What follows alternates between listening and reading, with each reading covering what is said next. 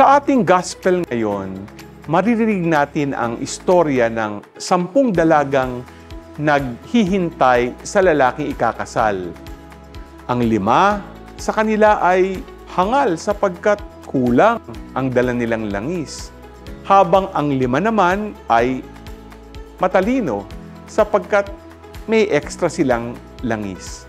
Kaya naman sa panahon natin ngayon na madaling manghusga, pinapaalalahanan tayo na maging katulad ng mga matatalinong dalaga na may dalang extra.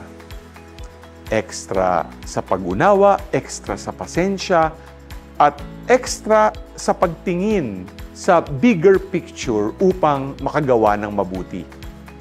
Naalala ko tuloy ang karanasan ng isa kong pari na pinagchismisan ng mga parishioners na na-late daw siya ng 20 minutes sa isang morning mass. Kumalat ang chismis at nakarating ito kay Father. Natawa lang siya at sinabi, "Sister, hindi po nakadating ang paring dapat nakaschedule, kaya kahit pagod at inaantok, inako ko po yung kahit rest day ko."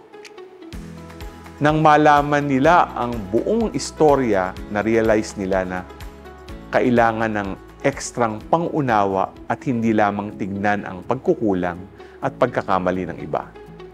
Mga ka-G, tularan natin ang 5 matatalinong dalaga na malawak ang pagtingin at pag-unawa sa buhay upang di sila maubusan ng paggawa ng mabuting patungo sa langit. G ka ba?